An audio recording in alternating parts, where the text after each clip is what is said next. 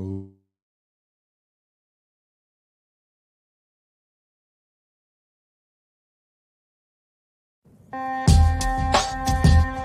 Ladies and gentlemen, big terrible news.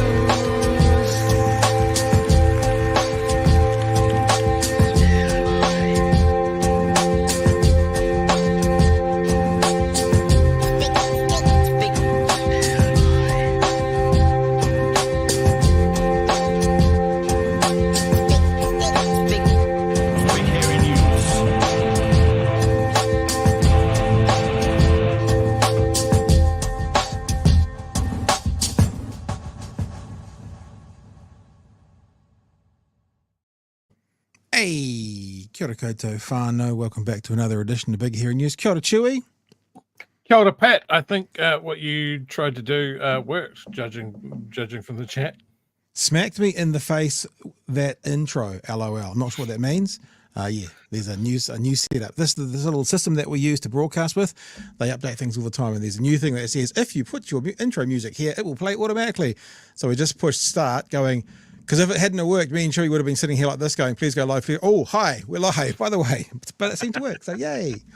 How is everybody? Have you recovered all from the working group podcast last night? I see there was a very nice feature on One News with some footage from the working group last night and some very high-pitched comments from Bomber, which he tends to do from time to time. I can't even get that high. So yeah, amazing to see that that's still going and it's still going strong. Bomber came and joined us for a couple of minutes at the end of the show last night, Chewy. He was very complimentary as well and thanked us for doing some moderation, of which I did none. I made rude and silly comments all the way through the show. You actually did moderation of the chat last night. I was trying to stay impartial. I was trying to stay on top of things. Holy shit, that chat flew. Well, they had 6,000 live viewers at one stage. So, you know, and that's just on YouTube. Because I saw the New Zealand Herald was a bit cheeky. They embedded the footage into their player. So the working group's YouTube channel didn't get any credit for that. Yeah, I know. Rats. Hey, guys, tonight, there's this interesting story come out, and I'm not quite sure how to approach it about Gumboot Friday. Because my gut tells me it's got nothing to do with Gumboot Friday. Like, they haven't done anything wrong, per se. But maybe this government, who wants to be so careful with our money, hasn't kind of done the appropriate way of divvying up the cash. I don't know. It's a hard one, isn't it? Because we're definitely not going to talk down Gumboot Friday. But it seems that there's some oddness going on. It seems a bit more like it's a governmental issue that they've gone, we're going to fix everything, Gumboot Friday's included. And then after the election, they kind of had to do it no matter. It's a bit like, we're going to fund, 7 cancer drugs or whatever it is. And then they had to get to number 49 on the funding list because they promised to fund them all. It feels like that kind of decision, like Gumboot Friday has fallen into a good thing for them, but the way the government's done it seems to be crap, kind of like how those cancer patients have fallen into a good thing by getting the drugs, but because of what the government, how they spoke it out, they had to also go all the way to the end of the list, which was, yeah, you know what I'm saying. Might have a bit of a chat about that. And also... Definitely got thoughts, Pat. Oh, good. And also OCR, big OCR drop. We don't often talk about OCR, but I want to talk about it. What did the English graduate say? Double whammy, doubly happy. That's what she said about the OCR. Weird. Yeah, look, there's two things that the government will be very pleased about today. That's the OCR drops, because they'll go, this is due to our good economic management. I don't believe that it has a lot to do with the government, but they will definitely treat it as a feather in their cap. And then the other one is the latest Roy Morgan poll that was taken in September, which is showing that their support amongst the population is growing. But it's I think the devil's in the detail. Yeah. But yeah, and we know what we think about polls at this stage, but still. Yeah, and look, there's one thing I'm going to show you tonight because, look, the OCR going down is good for people with mortgages. It's bad for people saving money, so let's just be real about this. But I do want to actually show you definitive idea as to how good it is for people with mortgages, because the government's now talking about, oh, everyone will have this new spare money and it'll all be good. What kind of a difference will it actually make? I've done the numbers and I've got some breakdowns. We'll show you about that as well. There's another story, Troy, that has made very, very little impact, I think, in the New Zealand media world today. And this is where we're going to start. We won't get too much into the article because we're about to have a guest coming on. Health New Zealand wants to cut 4 chief medical officer roles. So what is this all about? Pardon me. What does this story mean? What is a chief medical officer? We have with us a Northland emergency doctor, Dr. Gary Payinda, joining us. And good evening to you, sir. Good evening, Pat. Hi, Chewy. Now I've asked you to come on board because I've seen you've been tweeting about this, so you're across this, but just to let other people know exactly what we're talking about to start with, Health New Zealand wants to cut 4 chief medical officer roles. This is first published, I should say, on RBNZ. Health New Zealand wants to reduce the number of chief medical officers from 18 to 14. So that's 4 out of 18. So that's what, 20%? 20% of them, whilst also promising not to cut frontline medical roles. The Senior Doctors Union say this will lead to a reduction in critical clinical leadership roles overseeing safe patient care in hospitals around the country. The proposal is to cut the 4 roles by integrating the small health regions of South Canterbury, Wairarapa, the West Coast and Whanganui into neighbouring larger ones and merging the Lakes and Bay of Plenty regions leadership. The Association of Salaried Medical Specialists, ASMS Union, says some chief medical officers' jobs would grow in size while others would disappear. Thank you for being with us, Gary, to decipher all the Latin that I just read that we don't understand. Can you just explain to us, first of all, what is a chief medical officer, a CMO?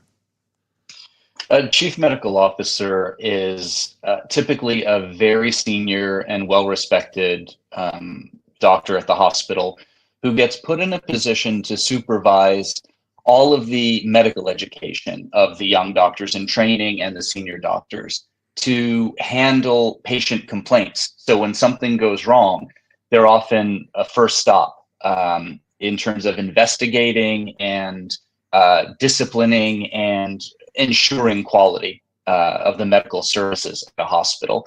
And a chief medical officer, I mean, you could think of them almost as like a general of a platoon or something like that, a leader. Okay.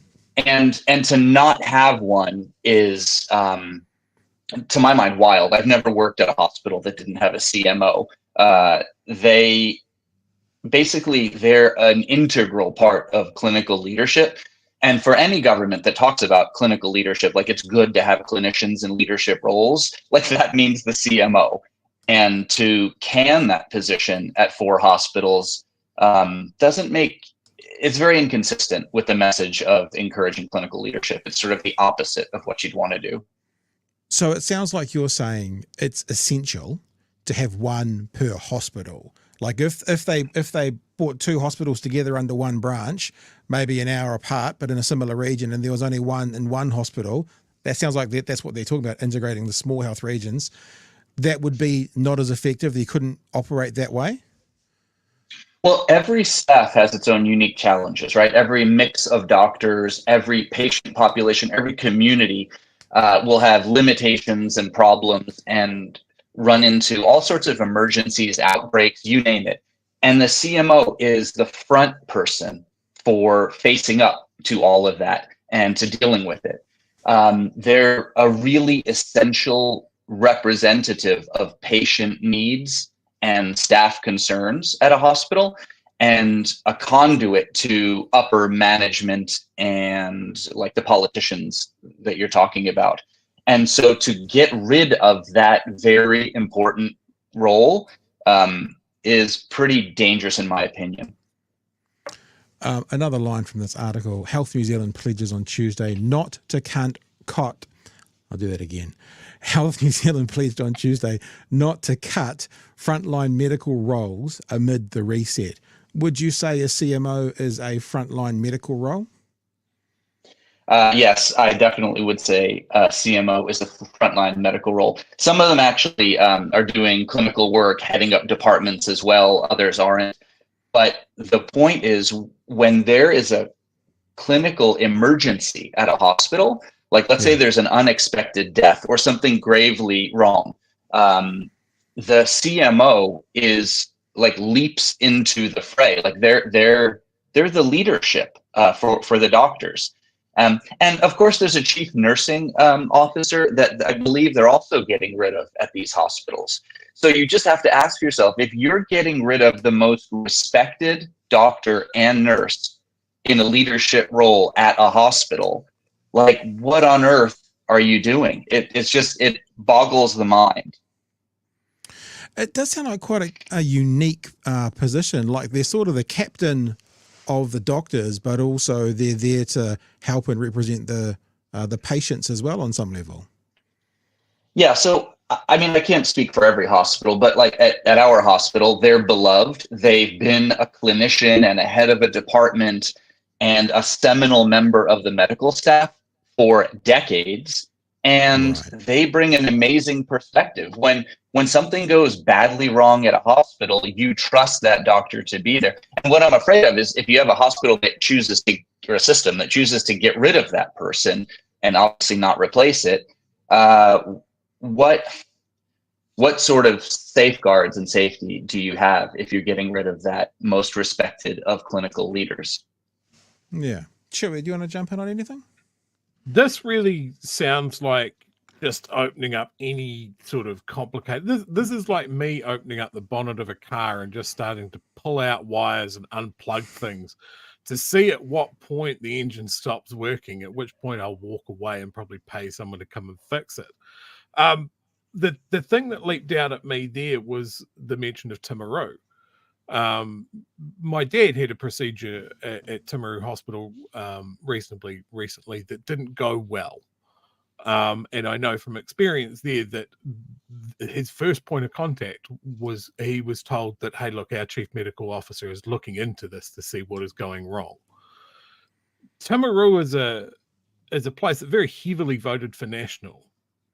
And I think that they will regret this, because it is very clear that Timaru Hospital will not be a priority, no matter who they voted for.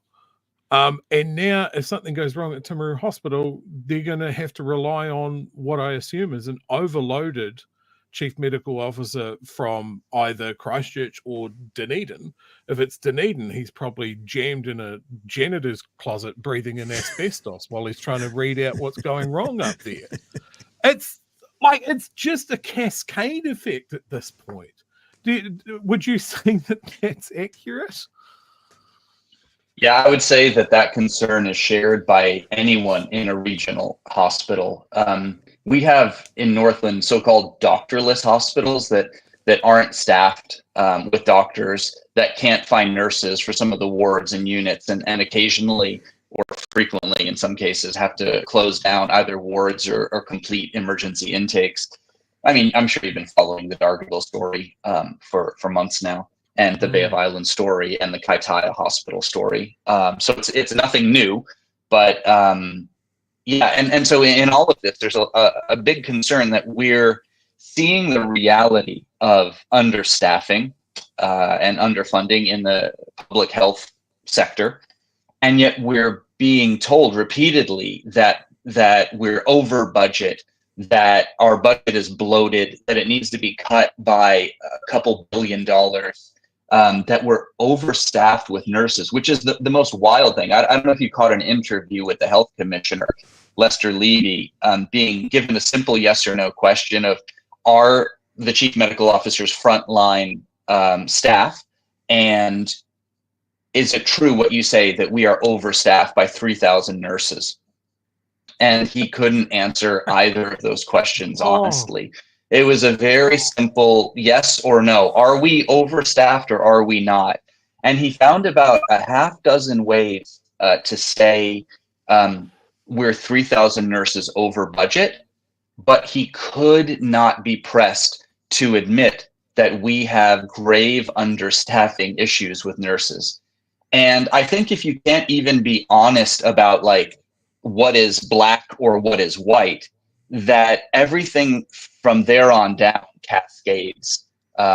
And so, yeah, there is concern among clinicians and patients, rural hospitals, city hospitals, that the rhetoric doesn't match up with the reality of what we're facing. And I mean, in that same conversation, I think there was a little subtle switch that I don't know if you caught this, but he went from saying there will be no cuts to frontline services to, quote, there will be no cuts to overall frontline expenditure. And it sounds like the same thing to most normal people. But if you parse that very carefully, it's consistent with other things they've said, which is, the highest funding ever, but they never address inflation. That the funding envelopes and expenditures do not address inflation. And more importantly, they don't address population growth. Yeah. So you've got this amazing, Alice in Wonderland situation where one person is saying, we're spending more than ever.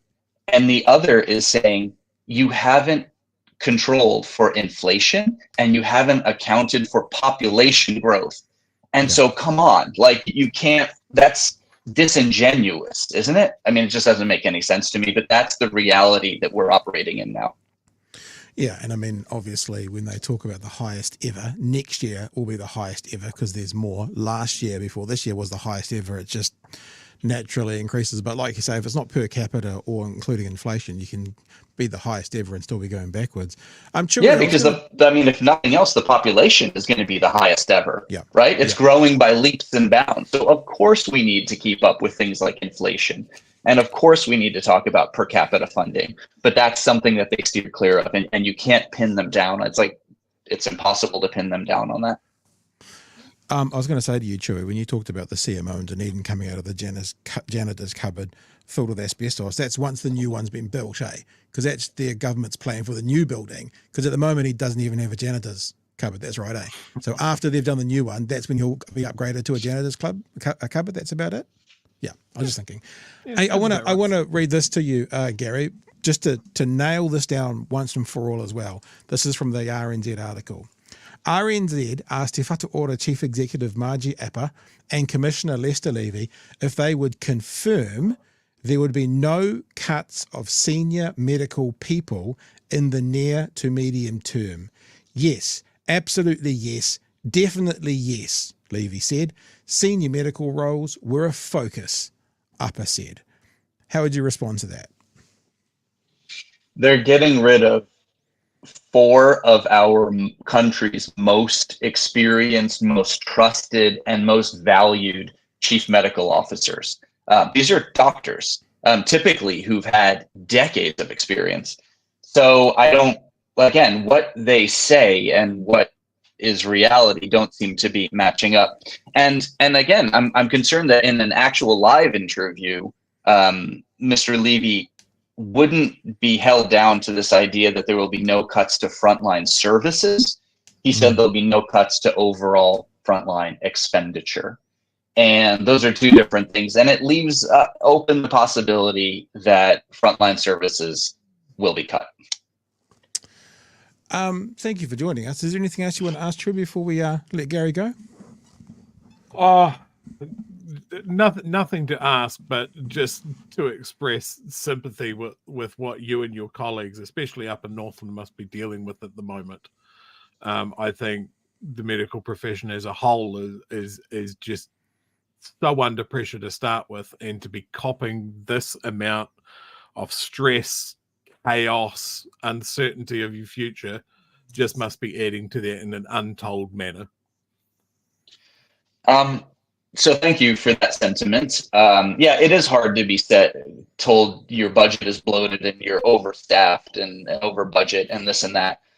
But the reality is the doctors and the nurses are not the most important piece in all of this. It's actual patients who are receiving services. And these are who I'm concerned most about are public patients that can't afford private healthcare, right? So again, not Shane Retzi, not Mr. Luxton, not Mr. Levy, but something like half of New Zealand workers make around $30 an hour or less. And these people need the public healthcare system to be strong and effective, to be adequately staffed, they can't have waiting lists that go a year for a second specialist appointment, MRIs that take a year to happen, at the same time that the private sector is getting all of this public taxpayer money and is absolutely booming.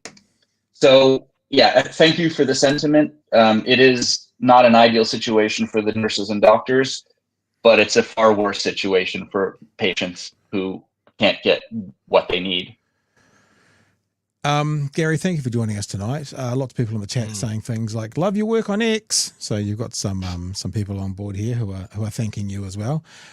Before you go though, we are going to move into talking about Gumboot Friday, and I know that I saw on Twitter today that you had some thoughts around that. We haven't really explained the story yet, but you got any thoughts you want to put out there about what was announced about Gumboot Friday today? What we're going to look at next?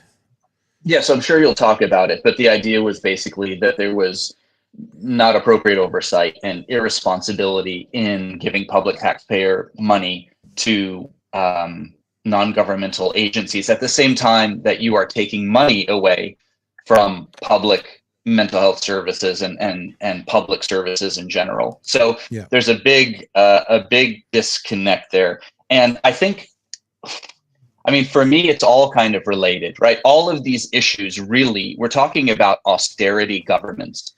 We're talking about what you do when you want to privatize, right? The first step is you defund, and then you destabilize. You watch the public system erode, and people are able to trust it less. And then you say, well, there's only one solution for all this, and it is a private hospital, private teleradiology, corporate telehealth. And down that path lies a bad situation for people who can't afford public health, private insurance, and just for the public in general. The majority of people will struggle when essential public services are privatized. And so I think the Gumboot Friday is part of it. It's all part of it. And every week we're seeing little stories like this that pop up. It's almost too many to counteract.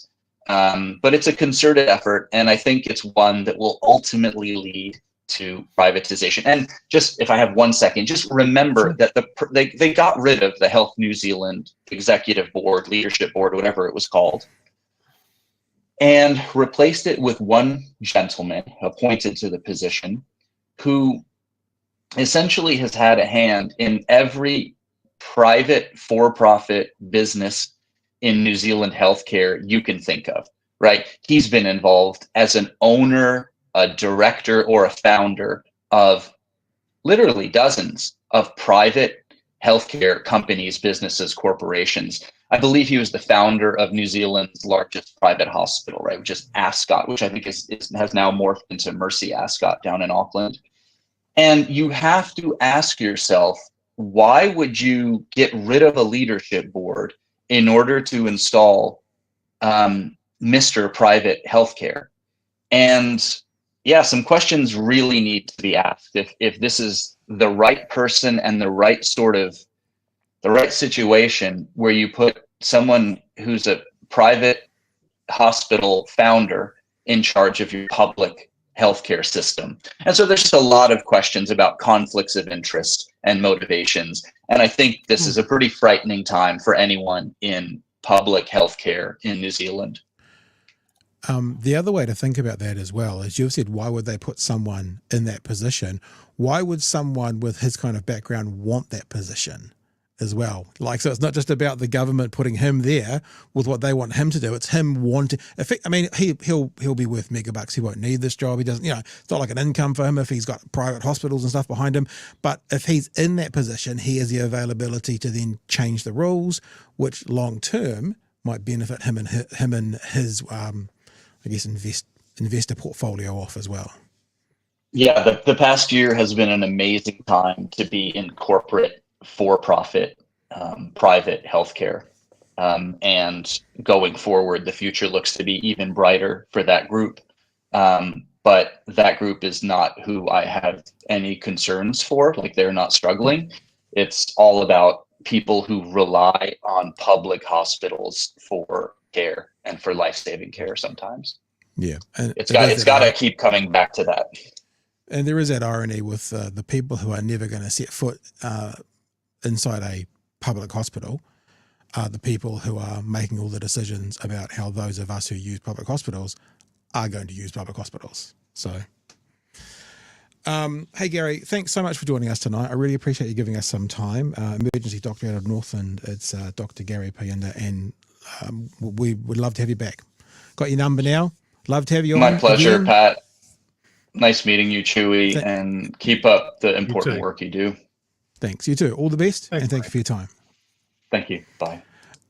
We are going to move into the other story now, Chewy. We'll do some chats first. I also thought it's quite important just to remind everybody, no, I'll leave that little piece of gold from Christopher Luxon pre-election for a bit later on. Right, let's leave those Gumboot Friday ones for a sec. There's one there. They're absolutely fucking our health care system.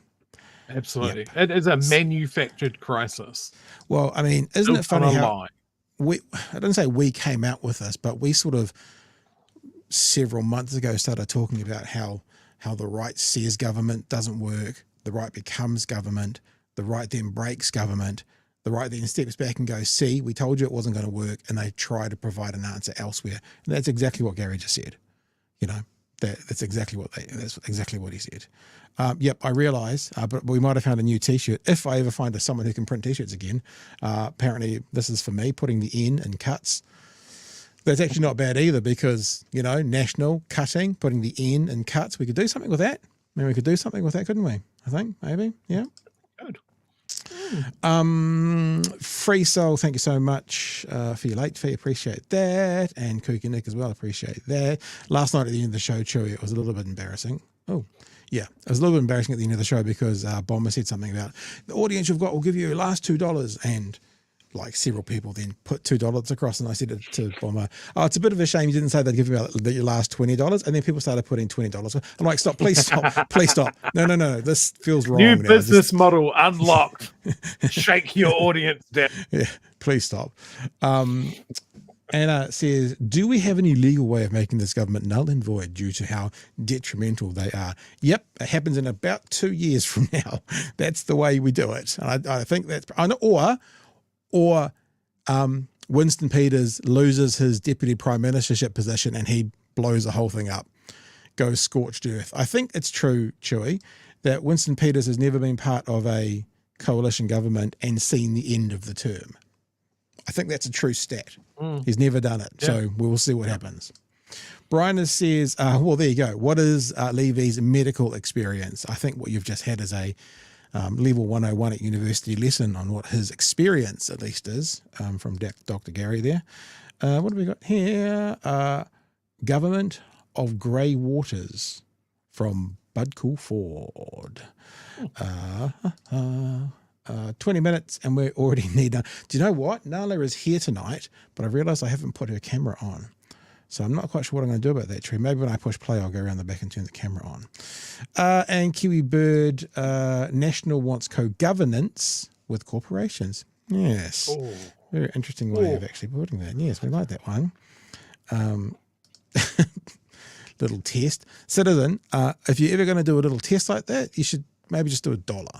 Yeah, just to test it. If you just test it, nothing else, it's just $1, and then that would test it for you, Amazing interview. Thanks for doing this. Super important to me. I have to do something about it from Mr. Arvids. Thank you very much for your super chats. Y'all super chats.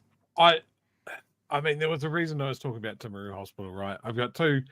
But I was going to say, I've got two older parents. Yes, of course, my parents are older than me. Really? Thank you very much. Mine are younger than me. Yes. And my sister's a nurse at Dunedin Hospital. So this stuff, really fucking hits home for me. Yeah.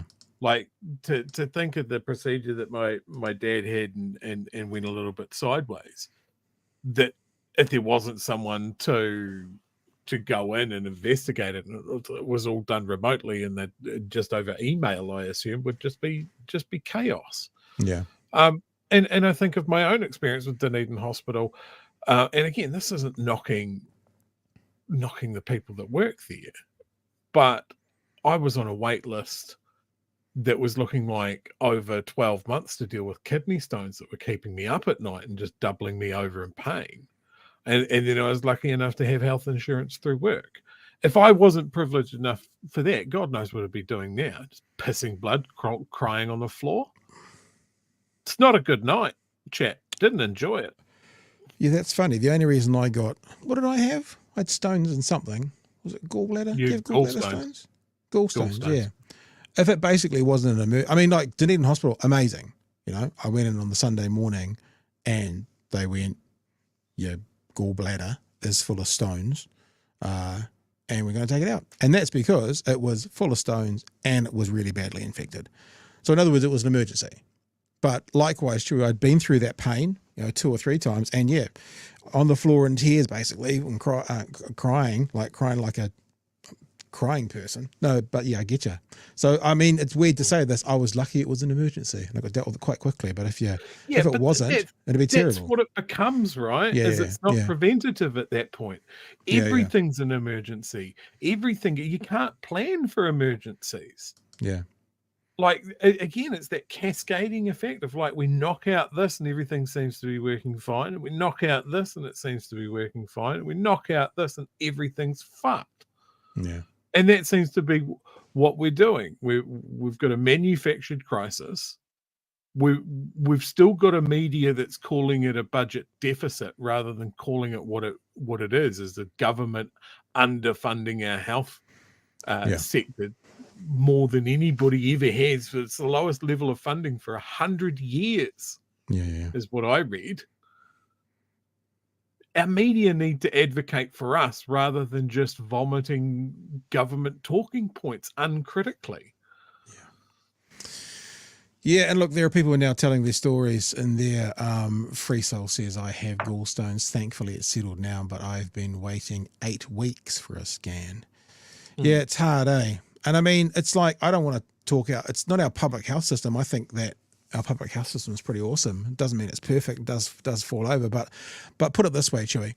What is what they're doing now going to do to the public health system? It's certainly not going to make it work better.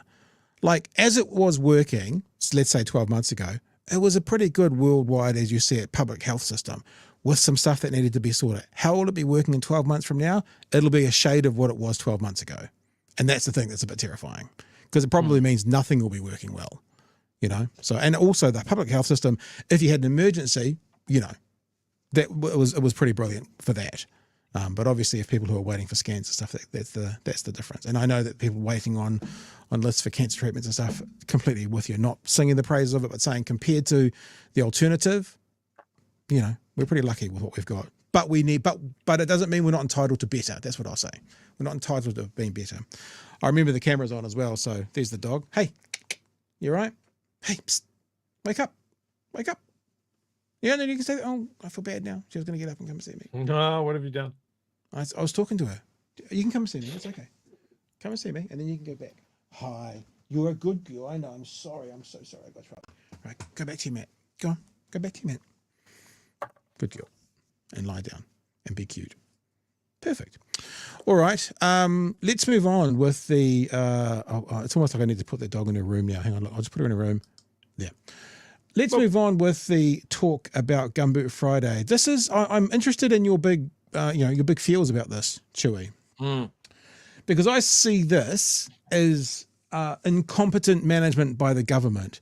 I've heard scuttlebutt out there about people who are saying, the way Gumboot Friday works and is handled, they're not that, enthralled with. But let's play the story and get to debating, shall we?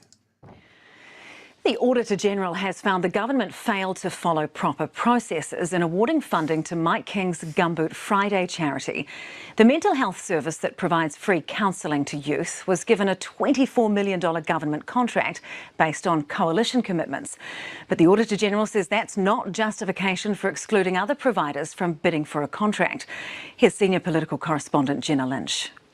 Mike King has fought hard for his mental health charity, so frustrated with the lack of action in 2021, he marched to Parliament and handed back his Order of Merit medal. I feel nothing about giving the medal back, but I feel just a profound sense of sadness that no one's listening. He fought for funding for Gumboot Friday from successive governments, but wasn't always satisfied. I want them to admit that the system is broken. Until this one coughed up the cash. We're investing $24 million into Gumboot Friday. While the Ministry of Health had in the past rejected funding applications from government. So this has got quite a bit to go, but it seems that what's being said is this is another one of these promises that was made before the election without consultation, without proper process, that they then had to carry out, be it the right or wrong decision. Have I summarised that pretty fairly, Chewy? Yeah, it's spot on. Right. Absolutely spot on. And of course, I might play it now because we did get told this before the election from CLux. We want a government that cares about how every single dollar is spent, because every single dollar the government spends is ultimately a dollar from your pocket. Now, not to talk necessarily about Gumboot Friday, but surely you would, if every single dollar matters, then you wouldn't make promises pre-election about what you're going to do post-election before due process, before putting things out to tender, because just saying it's going to happen blah, and then just doing it is not treating every single dollar like that. So you either are the government that wants to run the country like business and everything goes out to tender, or you aren't. What seems to be happening, and while this looks like a political stunt to me, is you choose not to be the parties of business running the country with things like this and just going, we're going to do it because you know what? Labor wouldn't, Labor bad, we good, we do. So it's a political stunt, even if it did good work in the long run. I'm not even debating that. So it's a political stunt. And then when it wants to get to things like the health system overall, they go, well, you know, businesses have to tighten their belts. We do too. Picking and choosing what's the narrative that they think is best for them or what is then desperately needed to cover off on there. Let's say it all together, people. Landlords and tax cuts. I've talked for quite a long time there, Joe. Do you want to jump in now before we hit play? I'm not even going to touch whether Gumboot Friday is a good charity or they do good work or not. What I'm going to cover off is there is a reason that these due processes are there, and that's to avoid corruption. Yeah. And we look at Gumboot Friday. Don't forget that the government's evidence as to why Gumboot Friday, I Am Hope, was such a good investment was provided by an 11-page report commissioned by Impact Lab. Now, Impact Lab is a business that was set up by Bill English. It's run by his daughter. On their board of trustees, there's Todd Muller. Naomi Ballantyne, who was a previous trustee, donated to the National Party. Now, I'm just saying it's awfully convenient that Mike King was able to get in front of the media and land some big hits on Jacinda's government, like handing in your Order of Merit. That got a lot of column inches. It got a lot of time in front of the telly. And he was able to say that this government doesn't give a shit about people. You go through their financial statements on the charity register, their donations skyrocketed from $591,000 in 2018 to over $9 million in 2023. So it's kind of the equivalent of the bakery that won't bake a cake for a gay couple and then they get forced to by the lefties in America. Then all the right wingers come out and start buying cake from that bakery just to help them out. Now it's got that kind of vibe to it. I have huge issues with someone. Maybe it's a good charity. Maybe it's efficient with its money, but the proof that they're using to say that it is a good charity and they are effective and they are good with their money, we talk a lot about conflicts of interest, and this seems to be a conflict of interest. All right. How many other organizations that do similar work that weren't jumping up and down in front of the media could have used a slice of that pie? I think this is where we're about to go in this story, is that they got promised a big chunk of money, in my opinion, as a political stunt to embarrass Labor. And because of that promise, the coffers were left bare for other charities who were doing this kind of work, and they're now no longer there. Let's keep going. Gumboot Friday, as they had not complied with procurement processes. The promise was... let's just go back, because this is actually why they'd been turned down from the other government. Actually nothing to do with Labour bad. Is like basically Gumboot Friday didn't do what they needed to do. Like, you apply for a home loan. There's a bunch of stuff you got to do and fulfill and get through, and then you hand it in to see whatever their list of things to do was. They didn't do it, so they didn't get approved. It's kind of as simple as that. So it seems that it was sort of on them. $4 million into Gumboot Friday. While the Ministry of Health had in the past rejected funding applications from Gumboot Friday as they had not complied with procurement processes, the promise was inked into the coalition deals, and so it was. So in other words, forget Gumboot Friday. You've got a group, who wants a bunch of money, who hasn't done the right paperwork or proved themselves worthy of receiving that money, so one group says you can't have it. Then you get Jimmy Big Nuts come along and go, I'll give you the money, and then they have to give you the money even if your processes and practices aren't up to scratch. And maybe that's what they're finding out now. Again, I genuinely don't want to talk down Gumboot Friday, because it seems to me that actually National has used this for a political stunt, and this is what's backfiring on them. Very grateful for your inputs. But the Auditor-General says the coalition commitment does not equal proper process. In a letter to the Director-General of Health, he says several aspects of the funding were unusual and inconsistent with principles of transparency, accountability and value for money, saying the selection of the supplier and the amount of funding was decided without an open and transparent process. The funding was to a specific supplier rather than to a broad policy initiative. And the limited analysis was done only after the decision to provide funding to the supplier had been made.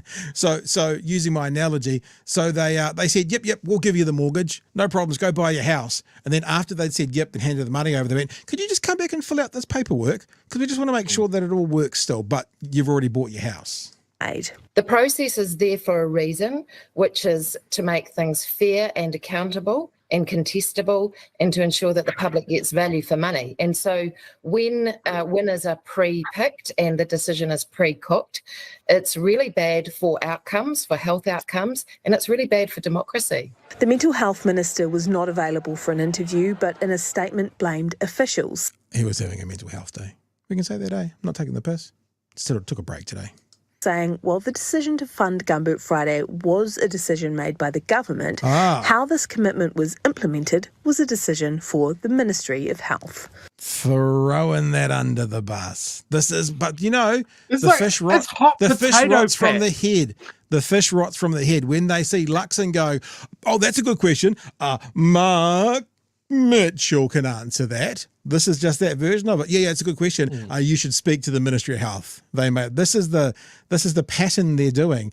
Maybe it is a business practice going, no, not me. The next level down from me made the decisions. But remember, in business, the boss, the owner, is always the buck stopper, is the one who's ultimately responsible.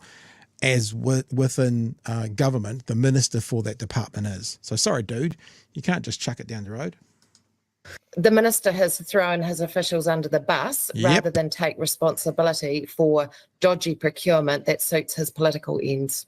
Labor says that money is desperately needed elsewhere. What is desperately needed at the moment is funding for the groups that were locked out of the Gumboot Friday funding. We've seen organisations fall over and others that are about to. There's no denying, no matter the provider, the need exists for more mental health support. Well, kia ora, Jenna. Have we heard from the Ministry of Health on this?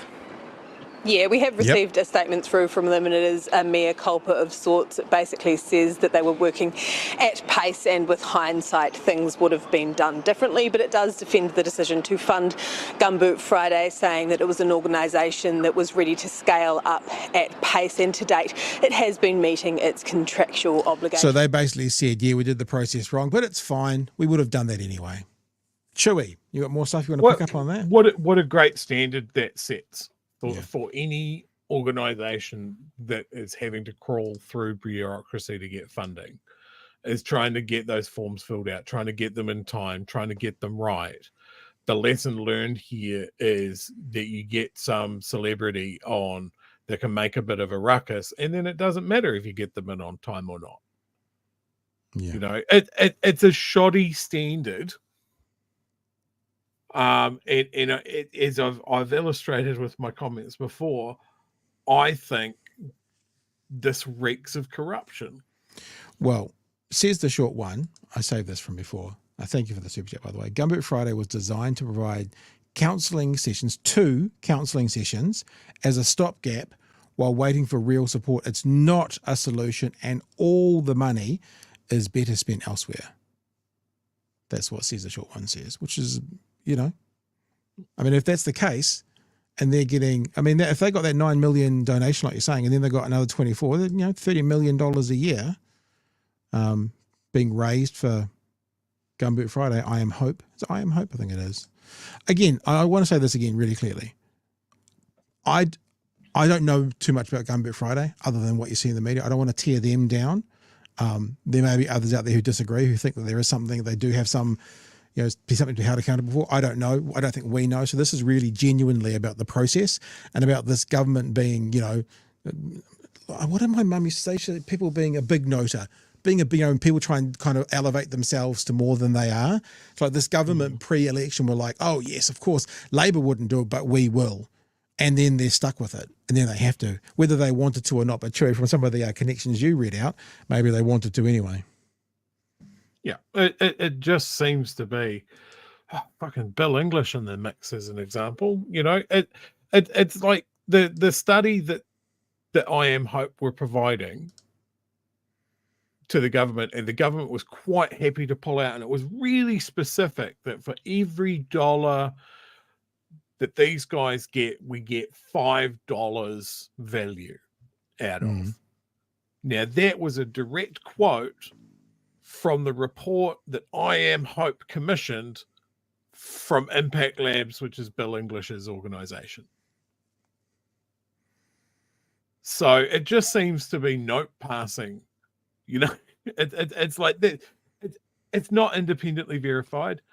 There's not an independent review. The ministry hasn't gone in there and gone, well, that seems like quite good. Can we have a look at your books? No, fuck yes. Nobody's listening to me, he says, to TV cameras for weeks at a time. It is often funny when people talk about, like you see it in American politics, they're trying to censor me as they're speaking on CNN or Fox News or to millions of people. They're trying to shut me down. Yeah, that's a good point, actually. What else is Bill English up to? Yeah. Because he's taking a flaming axe to Kaingaora as well.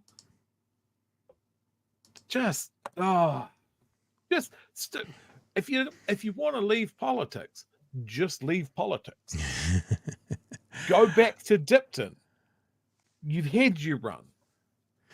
Don't Paula Bennett, go away. Let's have a look all at of them, messages. They're all still there. Got their what is it in the trough? Their nose in the trough, their snout in the trough. Their nose in the trough. Dirty fingers in every dirty pie they can find.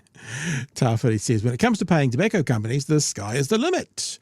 When it comes to financing the basic functions of the state, the coffers are empty. And they're empty because for the tobacco guys, the sky is the limit. Mr. Arvids, welcome to my world, Mike. I feel like no one is fucking listening.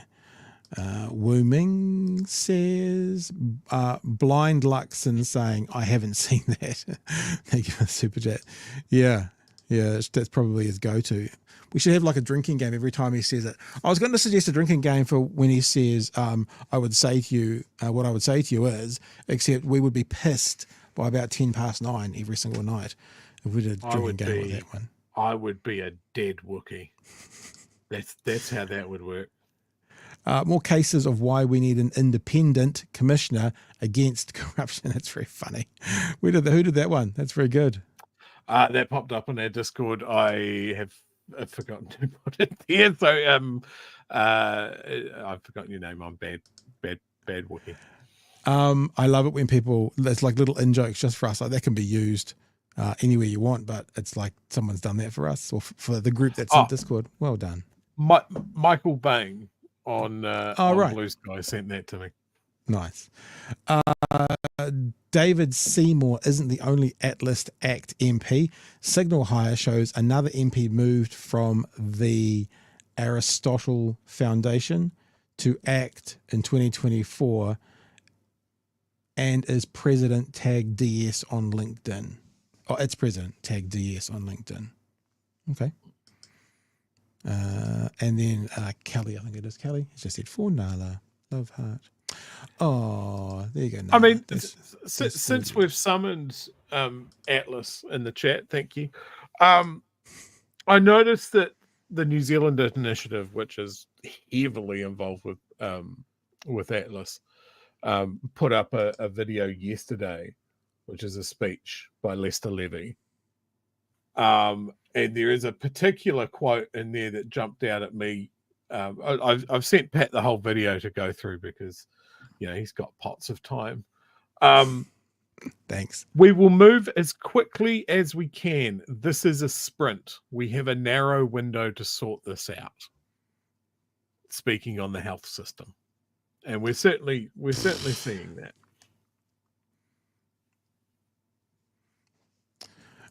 We will delve more into that over the forthcomings.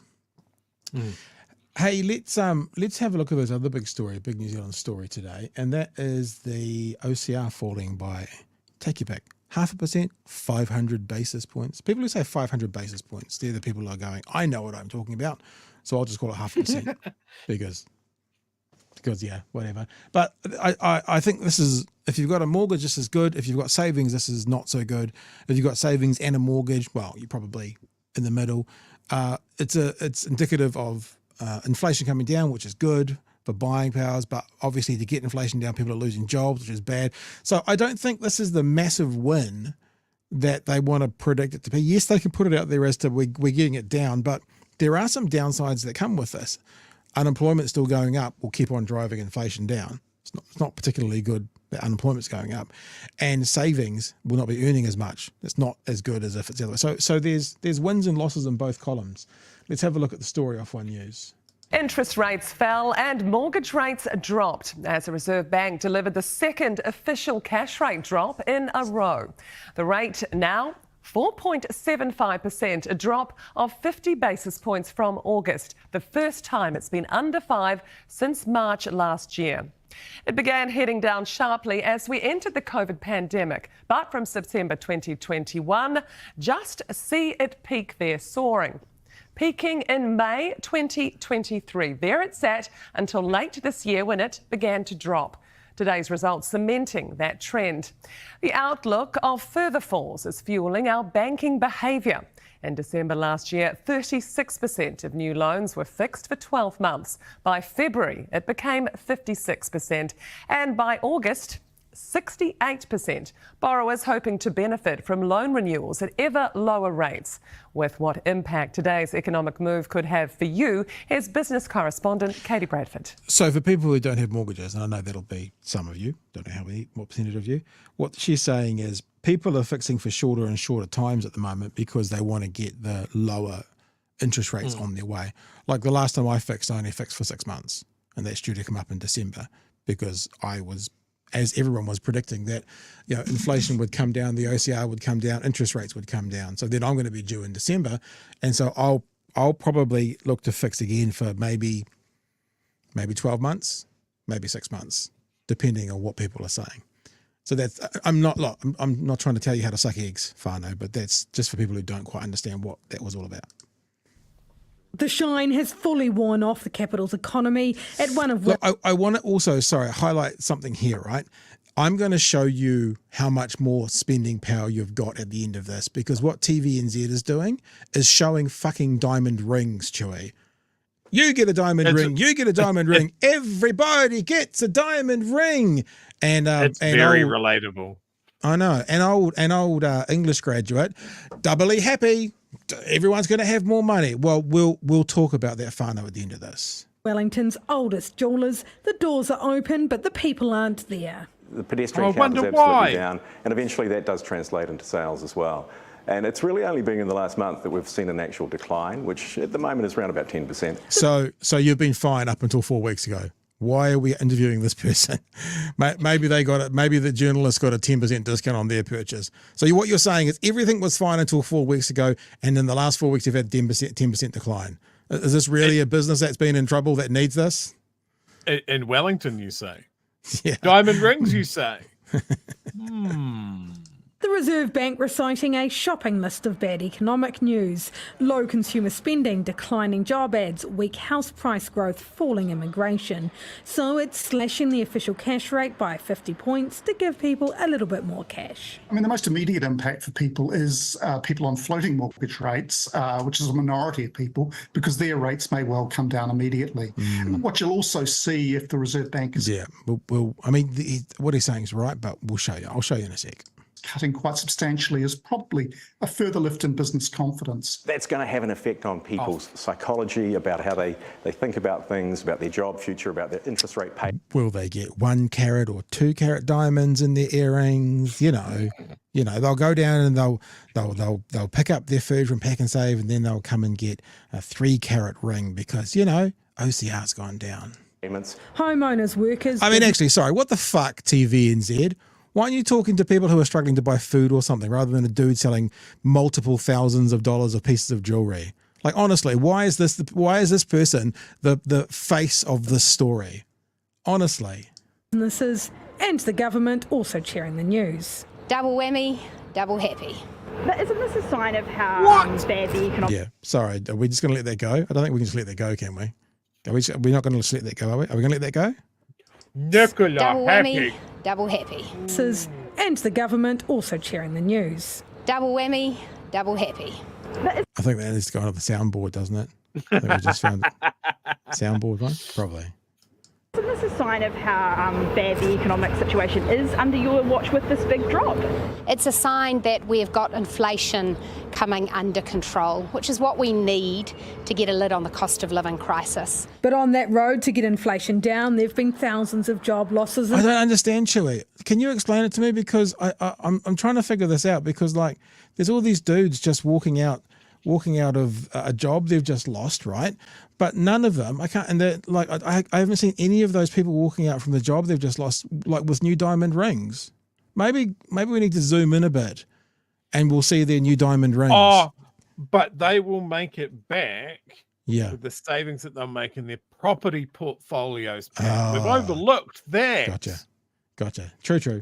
Thousands of job losses and almost daily business closures. Job seekers are flooding the market. They're stressed, they're worried, they are anxious. At the same time, they're looking for a huge amount of information, rightly so, on, hey, how do I help myself differentiate? Some roles have 250 applicants. Wellington has been dealt the biggest blow with the government-ordered public sector job cuts. Ad levels have dropped predominantly here more, but they've dropped in Auckland, they've dropped in Christchurch. And if I was talking to a candidate, I'd go, where you can, you need to be open to different opportunities and potentially in different regions. There's been a catch cry of survival. Uproot your life. Yeah, uproot your life. Move Take your away kids from friends with and you. family. Yeah. For the man. Easy. For the man. I don't understand. This one here that's got this unlabeled bread. I don't understand. Is this like a new green version? Is this the diamond version of a loaf of bread and they're underplaying it? Is that what they're doing? Because I thought we were all getting new diamond rings, and then there's this bread just sitting here. Maybe I've missed that. Maybe. I'll just point out something else in the basket here. The Weet-Bix, a sanitarium that doesn't pay any tax. Nice. I like that. 5 till 25, but in Wellington, they think it'll take longer for the economy to right itself. It's going to take some time before people actually feel confident that things have settled down, that interest rate downward decline is going to be continuous. A double could be on the cards, with another drop predicted in November. And Katie. Right, that'll do that lot, because I want to show... This makes me so angry, Pat, because this is what, when people say that there's no difference, it doesn't matter what party is in government. This is the difference. Yeah. When times were tough, Labor focused on the people, and yes, it kept interest rates high and that sort of thing, but everybody still had their fucking job. And at that point, the banks were crying out saying, we need 400,000 people to be laid off to get the cost of living under control. And my question to that point was, that'll get the cost of living under control, would it? Then how are those people out of a job going to afford the things then anyway? When they're talking about that level of people out of work, the only people that benefits are the people that want to keep wages low. They want the workers to be scared. They want the workers to be fighting over what few jobs they are. And we're doing that in an environment when we're trying to do more and more with less and less people. It's very scary. I want to show people now, because it sounds patronizing, but I don't think many people understand when people talk about, they're slashing mortgage rates, how little the difference it actually makes. It's tiny. Yeah, I get caught up in this all the time. Yeah, we'll show I people. look at it, better not the fucking couple of basis points. It's so dumb. It's so This is dumb. not- And why do I this is- fall for it? This is not to talk down, lower mortgage rates. Fine. I'm looking forward to lower mortgage rates come December. Great.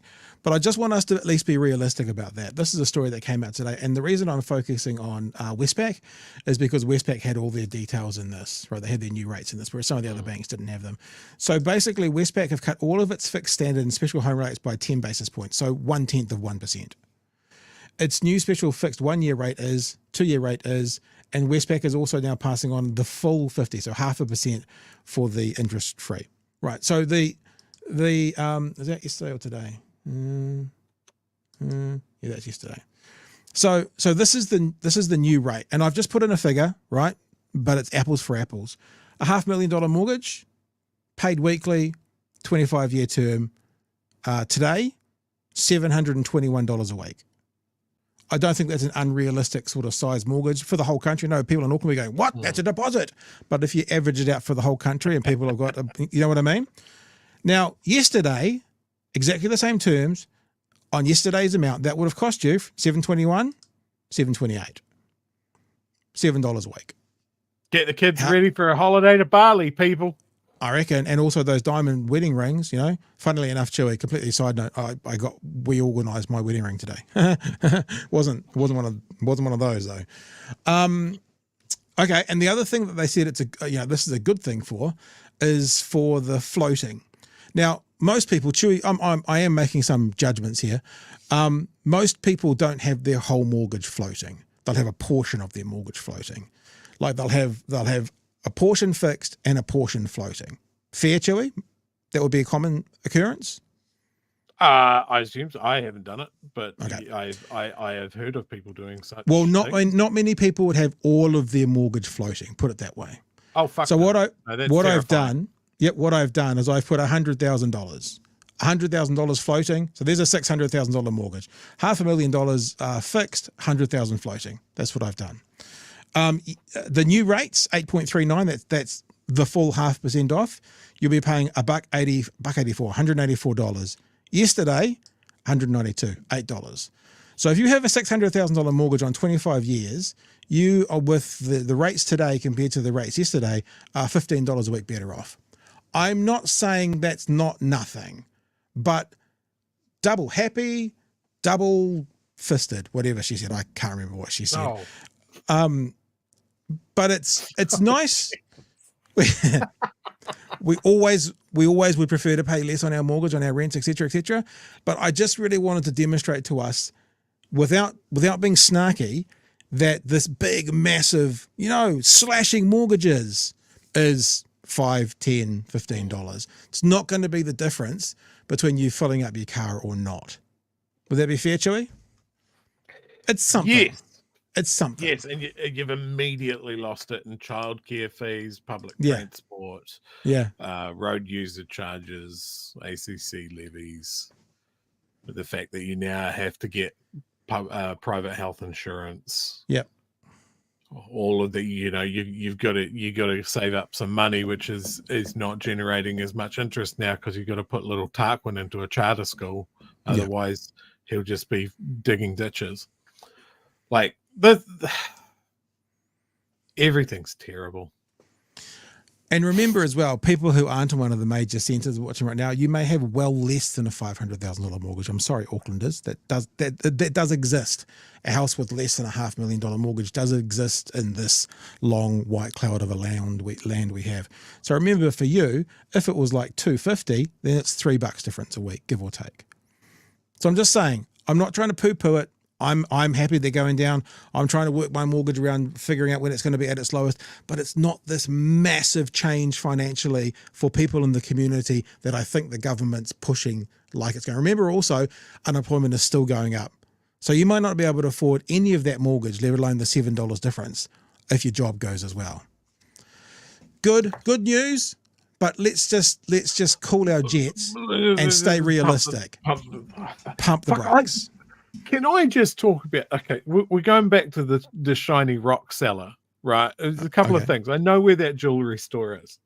If he's talking about a downturn, maybe it's the fact that they're demolishing the library and town hall directly across the road from him, and nobody wants to go near that part of town because it's full of noise and dust and it's terrible. The other thing that was mentioned in that article, and this is my personal fucking whipping boy every time it comes up, the New Zealand Business Confidence Survey. Yeah. What a ridiculous metric that is, that our media seem to love to vomit out without any context, without any critical thought. You know, what's the mood in the boardroom? Everybody thinks it's fucking great. What's it based on? We asked 12 dudes in a suit. And I've been trying to find the article, but I saw the article earlier this week where someone had taken the business confidence survey rankings and tracked it according to how the economy is actually doing. And compared to other similar surveys from around the world, ours is laughably out of step with what is going on. I am at the point where if the business confidence survey comes out and those guys are stoked, I'm going to start burying gold in the backyard. Because they are wrong every time. My personal happiness index is leveraged against how unhappy those guys are, because that seems to be where most of the country is doing okay. Very good. I've got nothing else for tonight, really, Chewy. A few super chats here. Mortgage payment failures are highest in over a decade. 0.6% have missed payments, and this is tracking higher because people have huge mortgages. Thanks, Pat. Needed that laugh. Double. I don't know what you're talking about, Mr. Arvids. Double fisted. I don't recall anything about that. I don't know what you're talking about. No idea. This is also bad for beneficiaries. Remember, benefits are tied to inflation now too. Kiwi Bird says, we now have a stagnant economy. Thanks, National. Oh, I don't know what you guys are talking about. Your fist comment? I don't know what that is, Chewy. Do you have any understand? I have no memory of what you're talking about. Look, all I can say is that we're probably not going to get the Minister of Finance on the show, considering that you've run roughshod about talking about her getting double fisted.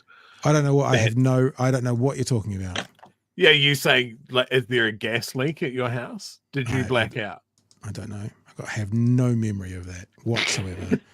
Gold wants to say, are you burying him in the backyard? No. No. Yes, no. Okay, team. Well, yeah, it feels weird kind of finishing on a bit of a downer, eh? Do I need to do this? There we go. If I do that, and if I do that, is that all we need? Hey, you still there? You dead? That dog is dead. That is a dead dog. Oh, it's alive. No, it's alive. Croissant. You're not here tomorrow night? Emily will be back. I am not here tomorrow night. I'm heading up to Timaru and then up to Christchurch. It's my What's doing? Well, it's my partner's birthday today. Hey. She's out of town, but her brother who lives in Australia is coming over. So we are going to go to Christchurch. We're going to eat lovely food at every opportunity and just hang out because we haven't seen him for a wee while. Nice. Party It'll be a hardy. nice weekend. I'm going to Auckland, so I will wave at you as I fly over you. And you won't see me. If you're flying, Pat, do not read the stories about the Air New Zealand flights from today. Okay. One turned into the vomit comet and had to go back to Auckland, and another flight got hit by lightning. I'm sure it'll be fine when you go, though. Thanks for that. Appreciate that. And don't read the stories about, people from Timaru. They're all dodgy. Is that right? That's true. Oh, okay. That's true. That's why I got the fuck out. All right, team. Well, it'll be me and Emily back tomorrow night having a bit of a chin wag. And then, as Chewy said, he's off to Christchurch. I'm off to Auckland. We're running. There's going to be some big, massive news this weekend in Dunedin, and neither of us here to cover it. It's just Murphy's Law. It's going to happen. And that would have been our big break, Chewy, our big break. And we're going to miss it. Oh, well, no big deal. And we crossed to our local man on the spot. What's happening, Chewy? I don't know. I ain't seen shit. I'm drunk in the casino. What you doing? All right, guys. I'll see you back here tomorrow night from 9 p.m. For another edition of Big Hero News. And Chewy, we will see you on Monday evening.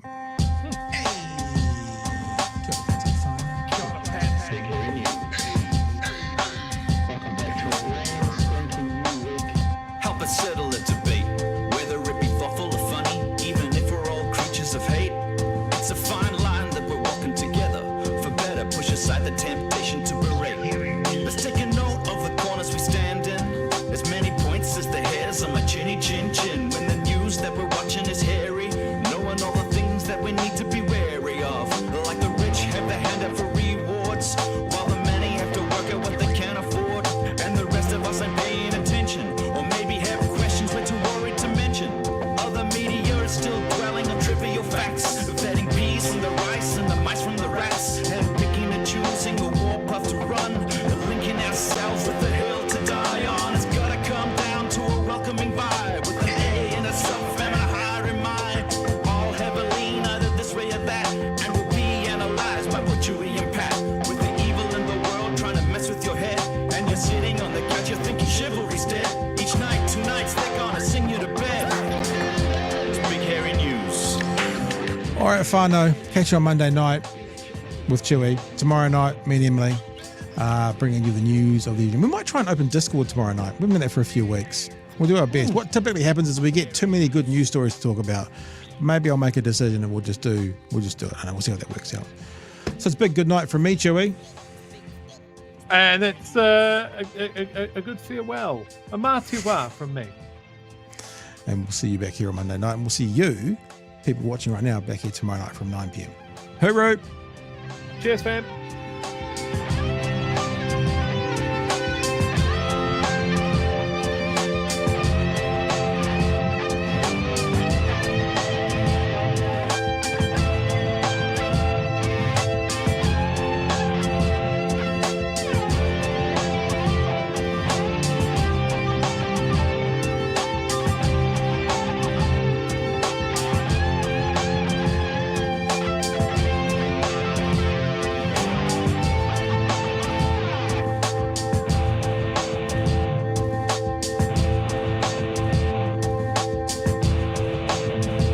No, it's just a puppy. Puppy.